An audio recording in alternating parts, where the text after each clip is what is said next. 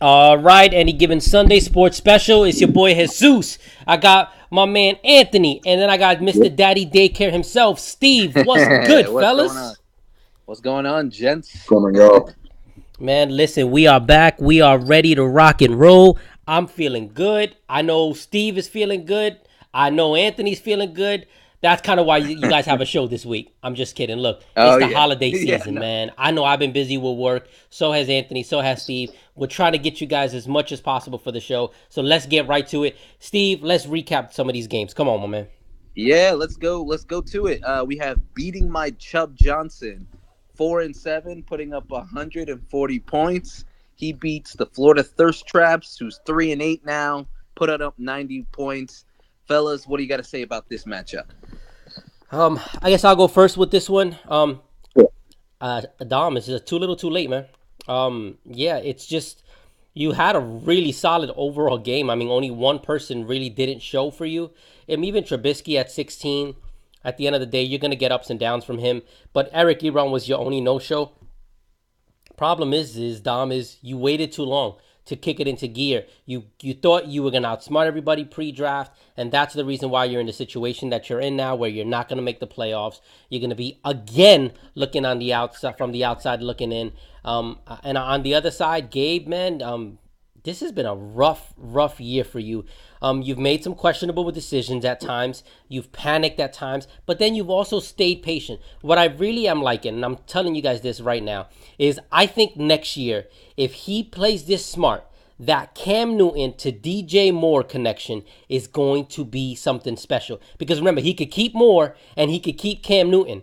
And then he has some options after that as far as, who's he going to keep. I think he could keep Tevin Coleman if I'm not mistaken. He could keep Gronkowski, so he's going to have some decisions there to make. But I'm telling you that Cam Newton to DJ Moore, I think that's something special there. But unfortunately, I'm already talking about next year with him. So that just tells you how his season has gone. What you got, Ant? I think you got to talk about next season with both guys. I think when you deal with a team and like Chubb Johnson, so on and so forth, you get this high scoring week. Like I said, you make certain deals, you make certain moves, and you're hoping that they pay off. And I mean, to a degree, he did. He made the deal with me for David Johnson. They finally decided to use him properly, and he's gotten the points. And I think more than anything else, just see on his side. I mean, one guy gives you zero, everybody gives you double figures. You Mm-hmm. have that's a very complete game. It's going to be very difficult for you to beat. And more than anything else, I got to tip my hat to him. Even though this might not be his year, hopefully Dom does something next year. On the opposite side, I do agree about that Cam and DJ Moore connection. They drafted the guy because he reminded them of Steve Smith. I think the most important thing that he wants to get is to make sure that he has that kind of connection and he has those points that set up in his lineup and his roster. I understand him not starting DJ Moore, especially when you had Brandon Cooks and Allen Robinson had a terrific game last week. So it's sensible. I think there are some moves he's gonna make in the future. I do believe in what you said about that Newton to Moore connection. I do think that's part of his future. But more than anything else, it's just not his year this year. Next year, hopefully we see something different. But I have to congratulate Dom on his win. A lot of scoring, a lot of places. Kind of got the job done. So I'm not going to tip my hat to him. But Steve, Wait, what do you hold on think? one second. Before you go to Steve, I want to. That's the second time you just said that. You said you're tipping your cap to Dom. Minus Yeah. for this game, what the heck else are you tipping your cap for him? He hasn't done nothing that would cause you to tip your cap to him this year. He's been I, atrocious on every aspect of fantasy football for no, no, any no, given no. Sunday. Absolutely. But this is a week to week game. And I'm tipping my cap to him this week. If he Just for blows this it, week. Okay. Okay. yeah. You can't congratulate anybody on an entire season because you don't, as of right now, especially last week, the way that everything was lined up, there was a lot of guys still in contention for playoff spots, Yep. like the eliminator week. So you congratulate him on his win. Probably not going to make the playoffs, but he did a great job this week. Gotcha. Okay, I'm sorry. Go ahead, Steve. Not a problem. All right, yeah. So, real. I'll keep it real simple. Really, the reality is he really balled out this week. Is Tyreek Hill putting up 35. You have you know, really it's Smith from New Orleans putting up 21. On Johnson 15. I mean, there were a lot of, and it's disappointing. And I do want to agree with Jesus on this fact that he had a lot of potential, being a playoff team, and it looks like it's coming together on the second half. And what's happening is it's too little, too late to your point. Yep. But other than that, that's all I got. And my daughter apparently agrees with me. That's There all you go. right, man. She could talk all she wants. Let her be part of the show. Exactly. All right. Next game we have Dr. Evil going into the McPoon handling Goat Engines. Dr. Evil put up a $129. He goes to 7-4. McPoon put up 92, falling to 5-6. Gentlemen, what say you on this matchup? Go ahead, Anthony. I'll let you go first this time. Oh, okay. Well, it's as expected. Dr. Evil has a very solid lineup, and everything went exactly his way. There are some weird score discrepancies, but I get it after watching the game. You get 44 from Jared Goff, and even though the team gave up 51, the defense still gets 24.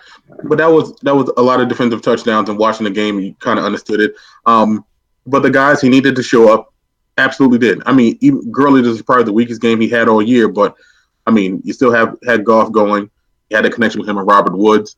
I don't know what's going on with Dalvin Cook. I mean, he looked great last week, but this week he's back to being the zero. But maybe just the Chicago defense, I'm going to shoot him a little bail there. But all in all, you have to look at the matches themselves. I think Keenan Allen had an excellent game. Christian McCaffrey gets himself in double figures. Like I said, your defense gives you 24, even though they give up 51, which is a very odd occurrence, but these things kind of happen. For McPoon, I definitely want to give him a shout out for the Philip Lindsay pickup. I thought Royce Freeman was going to be the guy. Lindsay is that guy. He has the job. It's lock and key. That's his. Going terrific. He gets Leonard Fournette back and gives him something. The thing he might have to worry about in the future, I think, well, in all honesty, I don't think he really needs to. I think Deshaun Watson did have a bad game, as you can see, with 10 points. But I think that the Houston team will probably do something, hopefully, to find some protection around him some way or another, because he has that kind of talent. He proved it last year. They pulled out a tight game. But you get a guy like Amari Cooper, he only gives you 3. Tariq Cohen, who's been a weapon, only gives you 2. And, I mean, Jacksonville just hasn't been the same defense before. You need a little bit more from them, and especially from your wide receiver spot, your wide receiver 2, to be specific. And if that didn't work out, even with the guy getting -1 on the opposite side, getting 129, hey, Dr. Evil's been here. They've been winning. I think they're gearing up for the playoffs, so I'm ready to roll. Now, since you let me go first, Azuch, you can go second. All right, much appreciated. So, Dennis is getting geared up. He's getting ready for the playoffs, and that's what his team is showing. They're taking care of business. They're doing exactly what they need to do. I'm a little concerned as far as the tight end situation. OJ Howard, I don't know. I have not put this information out there yet, just because it's been a crazy day. And at the end of the day, we're getting crunch time, so I don't want to help other teams out. But OJ Howard is out for the season, guys. He has been placed on injured reserve, so he will be gone, which means Dennis is going to have to rely on Trey Burton. My concern with Trey Burton is the fact that he just hasn't been consistent all year. I mean, he'll give you an 18-point game, but then he'll give you a 1-point game. He'll give you a 14-point game, but before that, maybe he'll give you a 5-point game. There's no consistency there. And that was where I think O.J. Howard was phenomenal at giving you that. He gave you some really, really good, games there. So that's my only concern there. Maybe that other, flex spot he's going to have to figure out. But James White is coming back. He also has Marlon Mack. I mean, he got a ton of options that he could put there. On the other side, Rich, as crazy as it sounds, fellas, this man is fighting for his playoff life. And this is a person you tip your cap to, because you look at that team, you look at that roster, it's horrible. This roster is way less talented than Dom's roster. I don't think anybody on this show would disagree with me on that. Way less talented than Dom's roster. And yet here they are still fighting for a playoff spot. Why? Because this team has not tried to outsmart anybody. They just went ahead. They said, this is our team. We're going to fight through it. Fournette went down. TJ Yeldon didn't get in there, right? Deshaun Watson had a rough game, but he kept them in there. Royce Freeman went down. Philip Lindsay, go out there and play. He didn't trade Amari Cooper when multiple people were trying to get him on the cheap. While Amari Cooper only had 3 points, I do think that he's going to be slightly better long term. The tight end from Tennessee, I like that guy. That guy gets a lot of targets. He gets a lot of passes thrown his way. This is just somebody who's just trying to grind it out. Rich, out of all the teams, I think deserves to be in the playoffs just because of how hard it's been for him. I mean, think about it. George Kittle, he drafted. Nobody really knew much about George Kittle. He was on that. It's just, and it's sad because he's probably not going to make it. But man, does he deserve to be in the playoffs just because of how up and down it's been for him this year. Go ahead, Steve. Yeah, I'm going to make it real quick. I mean, Dennis is a playoff team. We've been saying this for weeks now. By the way, he clinched. Congratulations, Dennis. Yes. Yeah, he clinched. Right. He's in. We knew he was going to be there. For Rich, you're absolutely right. He has much less of a roster in comparison to Dom. He had Fournette out for weeks. Amari Cooper has not lived up to the expectations this year. Tyreek Cohen has been on and off this year. Philip Lindsay, I mean, he's been good at times, but to your point, his team hasn't been consistent. Do I see him somehow sneaking in? I don't see it, Phyllis, because he's got to win out and make up points. If I remember correctly, if I remember the scenarios correctly, yep. And I just don't see that. So, yeah, this is a tale of two different tales. I mean, Rich has to start really. He's got to try to grind. He's still alive, but he's also got to look for next year. And for Evil, he just needs to plug along and make sure that his team can score points, and that's really it. Bad thing that happened for him was the Rams winning. That he did not want, even though as long as the Saints keep winning, the Rams have stuff to play for at the end of the day. So that's good for him. Yes. All right. So the next game we have is we will do, let's do Jets Suck versus a slightly punty vibe. This one was a real close game. You got the 4-7 Jets Suck putting a $111, slightly punty vibe, fighting for their playoff life, pulls it off, puts up 118. They move to 6-5. I'll start first on this one. First of all, Anthony, congrats. I mean, you're still alive. I mean, you're not out of the woods yet. I mean, you still gotta find ways to win, but you did it this week. Win this week, and he's in. He wins this week, and he's definitely did. Peterson got you the points you needed. Lamar Miller showed up. Your Houston D showed up. Phillip Rivers did great. You did enough to win. On the other side, for Pops, that was brutal, Pops. Because you had Ezekiel Elliott putting up 25. You had Aaron Rodgers putting up 25. You looked like you were doing good, and then you just had the bottom of your roster not do so hot. I mean, that Baltimore defense, 2 points. I think honestly that killed you. That was where you lost the game, was on the defense. I look and I've seen you do this before, and I kind of scratched my head because I remember a game where you started both Ingram and Kamara. And for some reason, I really thought you were going to do that again, and he didn't. Yep. Which was, to my surprise, he did it against me last week. Mm-hmm. Yeah, I didn't understand why he didn't do it. So he doesn't do it, and it ends up costing him the game. So that's all I got, fellas. I'm going to turn it over to you, Jesus, because I want to hear Anthony go last and hear what he has to say. Yeah, I mean, Pops deserved to lose this game. Yeah, he dropped 111 points. Jesus, what are you, crazy? He deserved to lose? Yes, he deserved to lose. And the reason why is because he decided to put in the Ravens defense going against Cincinnati offense. That's a pretty darn good Cincinnati offense. Then the naysayers who don't do homework are going to go ahead and say, are you crazy? Have you seen Cincinnati and Andy Dalton? He's up and down. To those people, I'm going to say, week 2, the Ravens played Cincinnati. You know how many points that defense gave them? 0. 0 points against Cincinnati. So what did he expect? Did he expect something different? He deserved to lose this game at the end of the day. He did not make the right move. Then on top of that, I actually understand starting Collins over Mark Ingram just because going in, you assumed, the Eagles, if they have a strength, it's stopping the run. That is their strength. So you assume that, okay, you know what? He's probably not going to have as good of a game. Also to give him credit, he benched Jimmy Graham for Austin Hooper, even though 1 point difference. But that takes guts. That takes some what. And it didn't, so he made some right moves. But that defense move was just the absolute one of the worst calls I've ever seen. There was a reason why Dom dropped that defense. There's a reason why they were sitting out there. They've multiple times, let me see, 1, 2, 3, 4, 5 times this season, they have failed to score 4 points in a game. 5. and you thought that you were going to get something different this week? No, I'm sorry. He deserved to lose. On the other hand, you got Anthony. Anthony's another one. I'm going to tip my cap to you, Anthony, because the sad part is one of you guys aren't going to make the playoffs. And it's either you or Rich more than likely. Pops isn't officially eliminated, but man, does he need a miracle and a half. But Anthony, you, my man, have fought up and down. It's been a struggle trying to find that lineup. You have such a good roster going in. I remember Steve specifically said that your team was the most dangerous team in the league, and I actually didn't disagree with him. I was like, man, this team, but it was just been such a roller coaster ride, and you're getting close to figuring it out. The problem is it's just not everybody seems to ever show up at the exact same time for you. But you deserve this. You're one win away. Win this week, and you've clinched a playoff spot. You just got to win this week, which we'll go over that in a minute. What you got here? Yeah, I agree. And Pops had he had the game, in all honesty, because I didn't think that he was going to sub in Alex Collins. It's not that I have anything against Collins. I think he is a good back, but I do think that Mark Ingram is just better. And I think that the way that offense has been rolling, everyone's getting touches.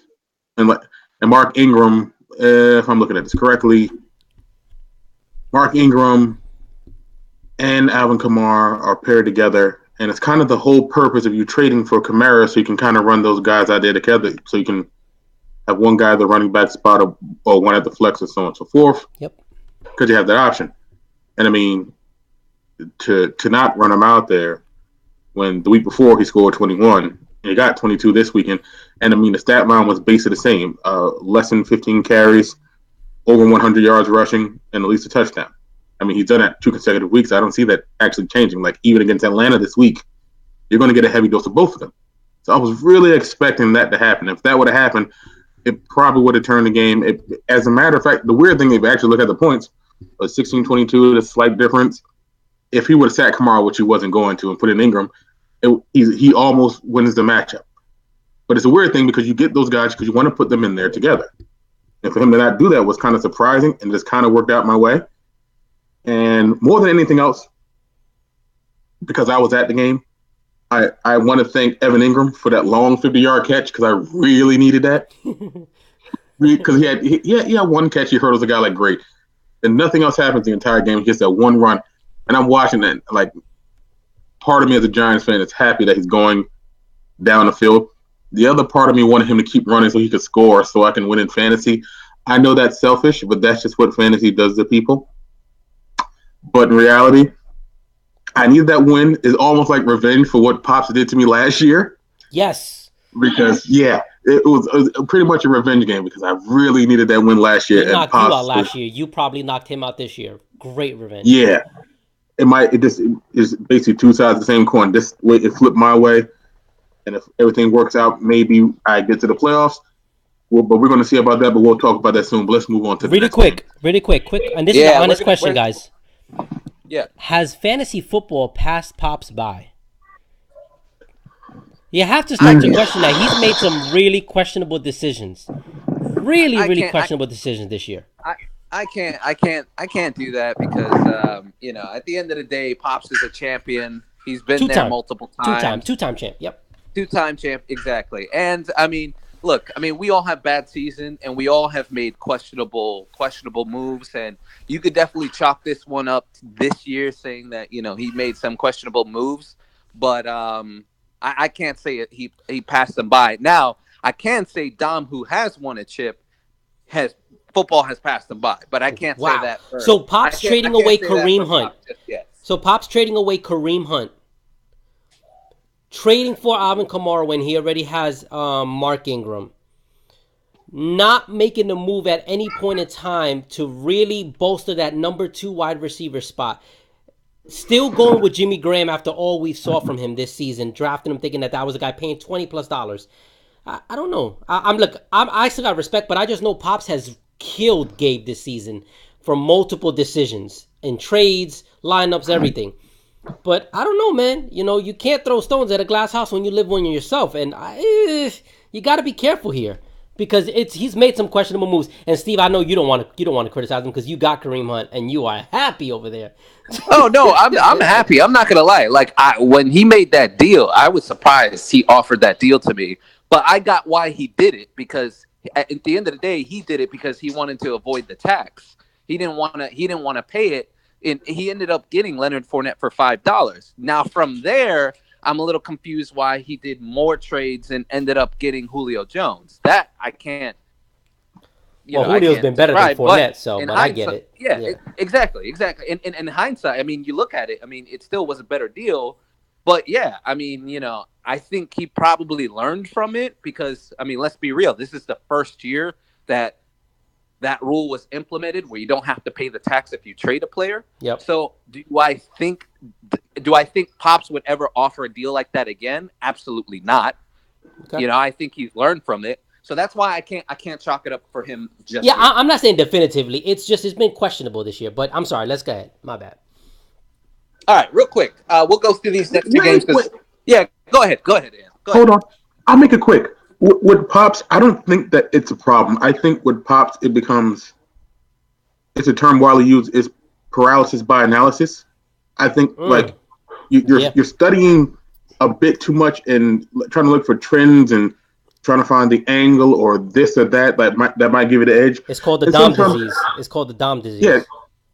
Yeah, and sometimes you got to trust your instinct. But like, if this guy's performing and this matchup looks good, I'm just going to go ahead and just roll it out there and see what happens. Because anything else, it's kind of like you keep flipping guys in and out of line. Like maybe this, maybe that, this matchup, or the weather is this, or he's been doing this in the like. Sometimes it's too much information, and sometimes it's like, I like this guy. I think this is a good matchup. I'm going to play it. And just kind of see where it falls. It makes more sense sometimes fantasy-wise that way. Because when you get stuck up in numbers and thoughts, you just start driving yourself insane. Okay. All right, Steve, my bad. I mean, we know you were ready for the next one. Let's go. Yeah, no, it's all right. We're going to go through these pretty quick because, I mean, let's be real. They're kind of blowouts. So we'll quickly go through New York Powers. They put up 146. Daytona Daunting Ducks put up 66. Powers 11-0. Daunting Ducks 3-8. I'll quickly say I think the Powers are on trend. And correct me if I'm wrong, I think you may be the second team to go undefeated because Pops did that. No one's ever. First of all, I'm not using that term. We are not using that term on this show. Let's be very clear, fellas. But secondly, nobody has ever gone. Nobody has ever even made it to this record at any point in the season. So okay. Yeah, but yeah, we're not talking that right now. We're not talking that. Okay, well, I mean, that's my quick thought. Daytona Daunting Ducks, prepare for next year, and I'm gonna talk about it because I know he doesn't want to be jinxed. But the reality is we have to start talking about it because he's 11-0. So 2 more games, could be undefeated, could make history. So we'll see what happens. Jesus, you're next. I hate you, Steve. Yeah, so, we went out there, we dropped 146 points. Going into the game, felt pretty confident. You just looked at the matchups, you looked at everything overall. You felt pretty good. Again, made some good decisions early on. Was debating whether to go with Kenny Galladay after that horrible game that he played last week, or Emmanuel Sanders coming off of a bye. I had Sanders in all the way up until about 12:30. Made that change. Was a good move. Turned out to be a really, really solid move. Stephon Diggs, it's just a target monster. The guy just gets a bunch of targets. Jake Elliott, thanks for showing up, I guess, but you're gone. Zach Ertz, this was your chance. If you're going to have a bad game, have it now. Everybody, listen to me, guys. If you're going to have your bad game, you got these next 2 weeks. Go ahead, get it out of the way, because come playoff time, I did not work this hard this season to get bumped. So that's that. On the other side of Daytona Daunting Ducks, I continue to be concerned about them. I don't know who they're going to keep, but here's a little inside information for all you people out there. The Daytona Daunting Ducks, my sources have told me, have every intention at the end of the season, going into the following season, to trade running back Le'Veon Bell. He will not be on the Daytona Daunting Ducks if they can get just a halfway decent offer for him. So just a little inside information to everybody out there. They have no intention of keeping him next year. Their goal is to, if they have to keep him, they will, but they would prefer to trade him. Anthony? Outstanding. Yeah, I mean, really, it was a good old-fashioned curve stomping. You got one from Zach Ertz, which never happens. You got one from Jake Elliott, which never happens, but they both play on the same team, and that team sucks, so I kind of get it. Galladay showed up. Diggs showed up. Brown and Beckham are still those guys. I mean, Mahomes was just amazing Outside of a few turnovers, I mean, he was still fantastic. On the opposite side, I think the things that were clicking before just aren't clicking now more than anything else. James Conner had a bad game and just hasn't been well. I can't say he hasn't been a guy. Just against that defense, it didn't work out too well. Adam Thielen has kind of cooled off a little bit. They're looking a little bit more towards Diggs' way, but that's more of a game flow thing than anything else. But your quarterback gives you 22, and I mean, no one else is above double digits except for your kicker, which is, I mean, you have New Orleans kicker, so that's kind of almost guaranteed. So, not really much to say. I mean, you guys, the Palace is still undefeated. For the Ducks, better luck next year. All right, let's go next game. All right. Move on. All right. All right, last game. Tampa's Empire. They snap a 2-game losing streak. They put up $1.85, go to 8-3. They're in the playoffs. Minimum wild card. Slap Sauce put up $1.06. They afford a 4-7. They need a lot of things to happen in order to get in. They need everything. And again, I'll quickly go again. Happy that my team showed up. Happy we put a performance like this. This gives me confidence that I can compete in the playoffs with the Powers, with Dennis's team, yep. And whoever the fourth team is, and if they happen to pull a massive upset, depending on what Jesus picks, I feel confident that I can hang with any of these teams, and this is exactly the performance that gave me the confidence. I hope I can see it and continue to see this development, especially the week before. I think we didn't even break 100, so it was a little scary for me. But seeing this gave me comfort. I'm in a better spot. Slap Sauce, prepare for next year. I mean, you're still mathematically, technically in it, but I mean, you need the Lord and Savior to come down to help you. and last time I checked, I mean, biblical reference, like the end of the world isn't happening anytime soon. So, with that being said, prepare for next year. And trying to make your roster better. Jesus. All right, so congratulations. This was a huge week for you. Steve. You went out there and you balled out. I mean, I'm glad that this game happened now as opposed to the playoffs. I want to be very clear on that. You drop something like that in the playoffs, I think I'd probably break my computer. So yeah, get it out the way now. But listen, your team is a force regardless. You're going. I don't know why you said that this makes you feel better. You should feel great going in. You got a top flight quarterback. You got three top flight running backs. You got 2 top flight receivers. The only questionable position is your tight end, and even he's been pretty good this year too. So, dude, man, you're on right track. Just don't get cute, and you're going to be competing for a championship. You also threw in a little something about, you can compete with me, or depending who Jesus picks and blah, blah, blah. I can tell you this right now, the chances of me picking to play, as far as my decision, there's a specific team that has said to me, I better not pick them because they want to play you in the playoffs. So I have every intention to make sure that happens and allow that game and allow that matchup. But I got to see how things turn out. But there's a very strong likelihood, and you probably know who it is. This person wants you, and they want you bad. They want you very, very badly. On the other side, Slap Sauce, man, just prep for next year, man. This is, it is what it is, man. You fought hard. I saw some improvement this year, but you still got a lot of questionable. Just the simple fact that you decided to keep 2 kickers on your roster all season makes no sense whatsoever, but you've done it pretty much all year, so you should be ashamed of yourself on that part, and that's why you're not in the playoffs. Let's Anthony, all you. Steve put up 185. He put up 106. He got curb stomped. Let's move on. Next. All right. Well, now we get to talk about the next week, my friends. Let's do it. So let's do it. Let's start with and these are so hard to pick because like there's a good team playing essentially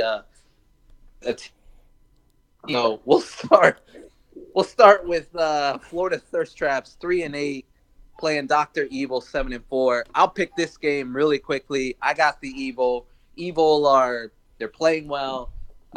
Everything's clicking for them, regardless of them losing Howard. And they put Burton in. I still think with all the other pieces that they have, they're gonna perform. Thirst Traps they're a struggling team right now. I just don't see him changing that. So I picked Dr. Evil Jesus. Yeah, I'm gonna go with Doctor Evil too, and this is bad because you look at it. Doctor Evil has a lot of basically his bench versus the Florida Thirst Trap starters, and I'm still picking Doctor Evil. I'm sorry, Gabe. It's just it's one of those. The roster's not looking pretty, man. I mean, I get it. You tried to trade Michael Thomas early on to get yourself a little bit better situation. It got a little bit better, but it's still not good, man. It's not pretty.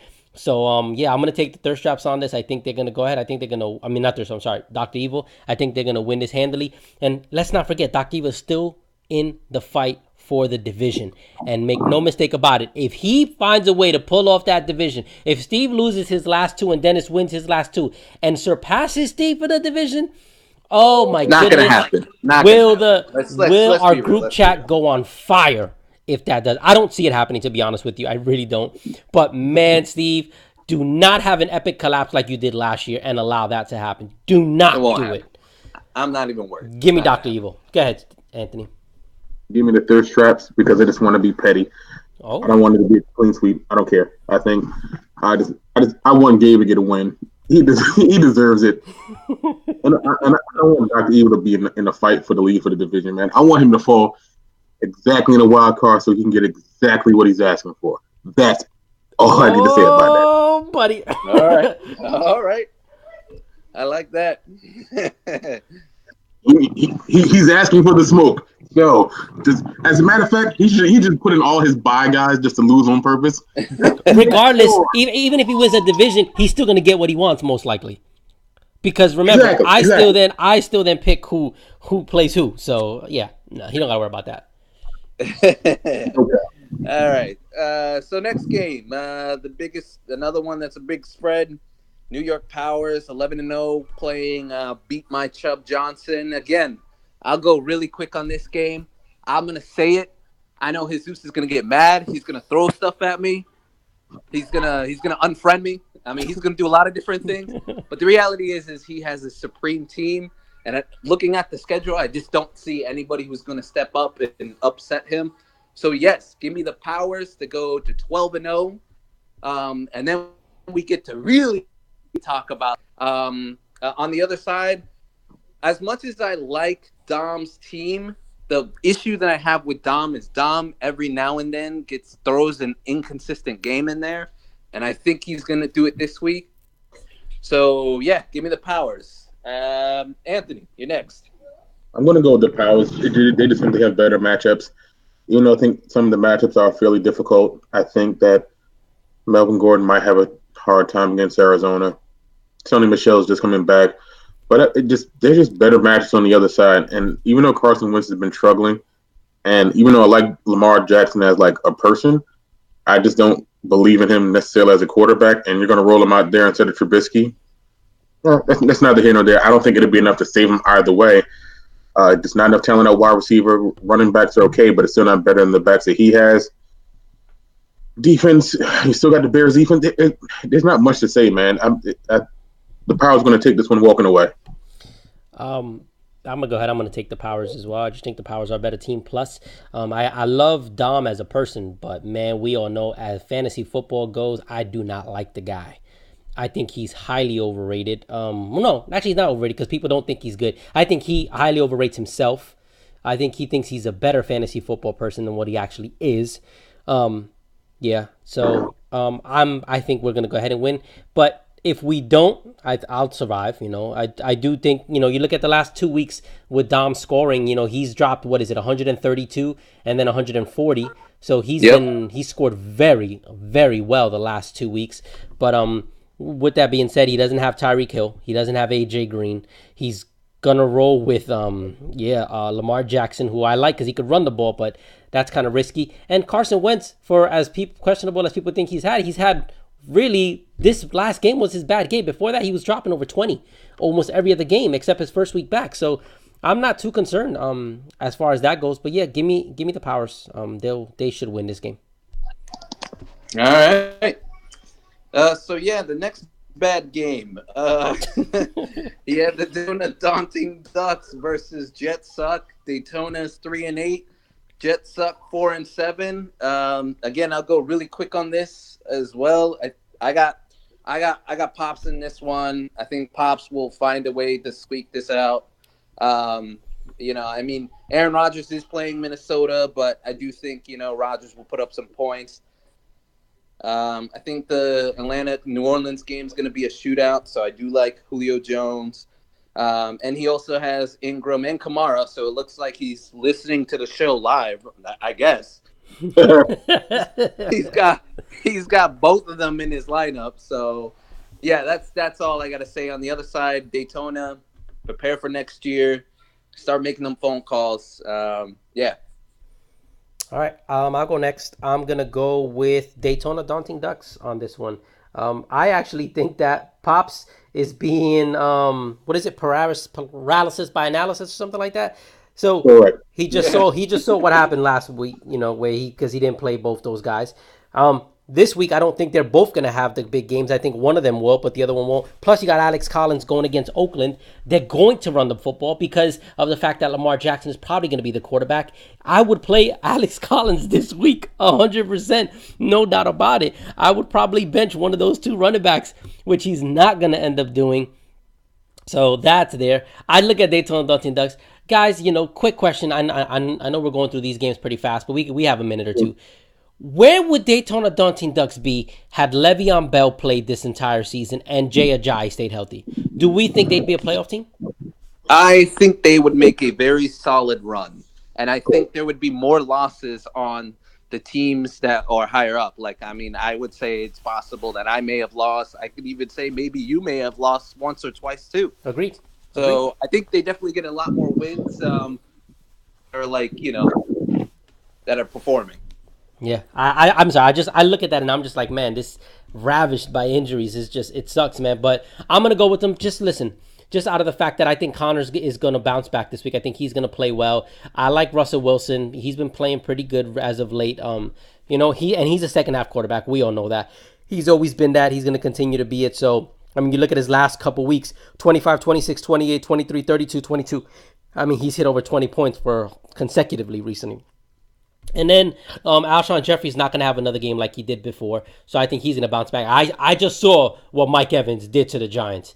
Yes, granted, it was really one huge play, but they could have been a lot more had Tampa Bay quarterbacks decided to play some real football instead of turning the ball over.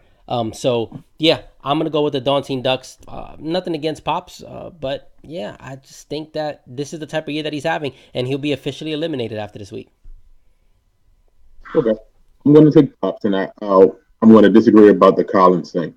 I think that, oh my God, I cannot remember this guy's name. What team? Baltimore. Lamar Jackson? No. It wasn't Lamar Jackson, and it wasn't Alex Collins. It was just some random ass running back who had 100+ yards. Kenneth Dixon? No, it wasn't even Kenny Dixon. It was just some other guy. I don't know, man. You on your own then on that one. But go ahead. Tracandrick West, maybe. I don't know. No, oh God, don't know. I mean, is Chico West in the league? Yeah, not anymore, no. I think that they're going to. I mean, I watched what Baltimore did last week, and it was really intriguing because they were basically running like a college wishbone offense the entire game. Yes. Like they barely passed. And you kind of sort of need, your quarterback to throw the ball, not a lot, just a little bit. And it wasn't occurring. It was like the weirdest thing. And they couldn't stop it. And that's what I really found strange about it. But there we go. The guy's name is Gus Edwards. Ugh. I'm sorry, that's the most non-NFL running back name I've ever heard, Gus Edwards. But he's getting a lot of touches. Now, I don't think that Pops is going to move him in there. I think he sticks with I think he learned his lesson. I think when you have that kind of offense, those two backs are the only two backs that are going to touch the ball. There's not a third guy. And again, Kamara involves so much in the passing game that inside the red zone, it's a lot of Ingram. And like I said, it's a short week. They're playing Atlanta. It's on a Thursday, on Thanksgiving. They're still going to be explosive, but I think you're going to get a lot from them. I think you're going to get a great game from Elliott. I think that Washington team just demoralized after watching what happened to Alex Smith. Julio's definitely going to have a big game against New Orleans. And I think just on the opposite side, I think what you worry about with James Conner is that I don't know necessarily if you can call it like the rookie wall because he kind of sat out last year. And that, like on the tail end of the year, he's starting to slow down. And I think when we're going back to Le'Veon Bell conversation, that's the biggest difference. You could run Le'Veon Bell 25, 30 touches a game, and he'd almost seem superhuman about it. Now you're trying to do the same thing with him, and now you're kind of seeing a difference between those two guys. Like, that's a massive load to carry, and now they're trying to get him to do it. And I think he might slow down a little bit again. The Denver defense is so-so, but I think it's enough to get the job done. And I just think that Pops just has better matchups, and I beat him last week, so I think he deserves a win this week. I think that'll make him feel good. I think that'd be good for Thanksgiving. I think that'd be awesome. So I'm going to go with Pops. Okay. Steven? I think he's probably taking care. Okay, there he is. No, I'm here. So next game, I think we all picked, right? Yes, sir. Yeah. Let's do slightly punty vibes. 6-5 playing slap sauce 4-7, and I'm just gonna make my pick really quick. I got punty. I think they're gonna win. I think they'll rump it in. I think they will be that fourth playoff spot. That's my prediction, so that's why I'm going with a slightly punty vibe. I mean, slap sauce is just—they're not a good team. So yeah, that's my pick. Okay. I'll go up here. I think slightly punty vibe does win as well. Listen, you clinch, and this is huge because this will be the first time ever in our league that every team has clinched before the last week of the season. It's always been at least one team that still hasn't clinched, that teams are still fighting for it, which will make kind of for a really boring last week of the season. Plus, I think I play you.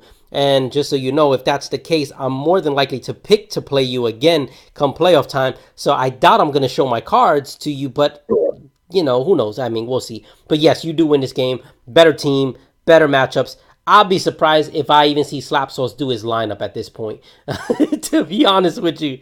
I mean, he's so demoralized after that loss last week. Yeah, give me a punty vibe, and I think you're going to stomp him out. I remember when he first joined the league last year, you and him had a little friendly rivalry, and he called you out because you were the defending champ, and you told him, come get this smoke, free smoke. Yeah, he going to get smoked. He going to get smoked really bad. I'm not disagreeing. I think this is the time to go ahead and close this out. I think it's kind of got better matchups. I think more than anything else, pretty much a few of his big pieces picked like possibly the wrong possible time to have a bye. Yep. So yeah, I mean, like losing Kelsey really sucks this week. I think he performed so well last week, and just not to have him this week is really going to be a detriment to him. Like I said, you mentioned the thing about the kickers. I mean, you're rostering so many of them. I mean, you're going to move another kicker in, but you don't really need to have two. And also, you got to do something about the defense. You got to pick up a lot of pieces in a small window. I mean, the saving grace might be Drew Brees, but I mean, you got Brees and Howard. I mean, those are probably your two big scoring guys that are coming on, and they play Thursday. So we're going to see how that goes. But I'm going to pick myself. I mean, not even to be like arrogant about it. I just want to get this closed out, move on, get ready for the playoffs, and have a little bit more fun. Let's do it. All right, game of the week. All right. Game of the week. We got. It's really the only close game. It's the Tampa's Empire, who's 8-3. Playing McPoon handling Goat Engines that are 5-6 and still alive. But I think the honeymoon's gonna end for McPoon. I am picking myself, and I think McPoon is gonna have to go to the drawing board next year. That's my pick. What do you guys have? Go ahead, Anthony. You're gonna close this out. Like McPoon's not winning this one. I mean, it's been a struggle all season. I can't see all of a sudden him just magically changing course and all of a sudden everything's going to work itself out. I don't see that. I just don't. I mean, if I take a quick look through to his roster, okay, you got Fournette. The Buffalo defense is oddly good, even though the team itself is terrible. You got Devontae Adams, but the Minnesota pass defense is actually pretty good. You might get something from Lindsey. And like I said, we already spoke about the shakiness of Deshaun Watson. I mean, there's just not really much here. Even on the bench, there's not really a guy you're going to really rotate in that's going to make a huge difference. Maybe George Kittle, but I mean, I don't think that is going to make a difference point-wise. Even for Steve's team, Andrew Luck's on fire. I think Saquon keeps going. That connection with Hilton with Luck is going to be fantastic. Evans is going against San Francisco. Oh, God, this is disgusting. Okay, let's just cut this all off, man. Steve, you're going to win this week. Congratulations. You're going to have 9 wins. Okay, I'm up. I'm up. Give me McPoon handling GOAT engines to pull off the upset. But they're still not going to make the playoffs because Anthony's going to win his game. So that doesn't really matter. Why am I picking McPoon handling GOAT engines? Just because I'm looking at some of the matchups, and I really do like some of the matchups. I do like Deshaun Watson to bounce back this week and have a really good game. I do like Phillip Lindsay to play well against Pittsburgh. Devontae Adams, yes, going against Minnesota. But Minnesota defense has been kind of leaky, this year. So I do think Devontae Adams could play very well. Fournette had a really good game. I don't think that changes. Jaguars defense showed me some life this past week.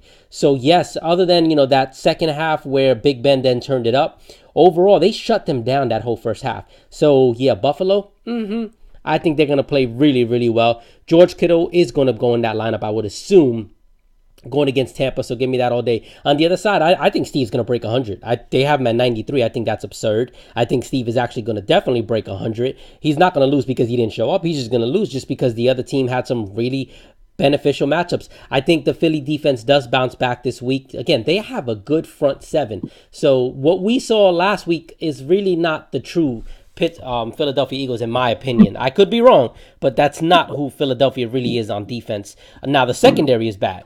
They are horrible, but that front seven is very solid. I think Evans will play well. Luck will play well.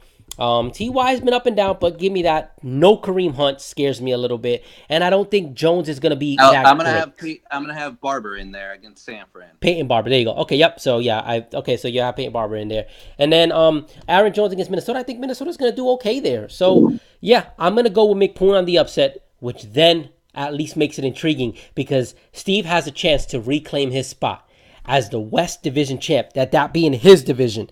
Because since Dennis has come back, Dennis has tried to take his crown. He took it for 1 year. Is Dennis going to keep it for 2 years straight and then reclaim dominance again in the West? Or is Steve going to say, this is my division, Dennis. When you left, it is mine now. I'm curious to see it, but I do think it comes down to the last week of the season. That's my pick. Give me McPoon handlers. And all right, there you have. That's our show. Y'all stay safe. Be safe. We are out. Adios. Steve, tell those kids I said what up. Peace. Happy Thanksgiving, people. Happy Thanksgiving, everybody. All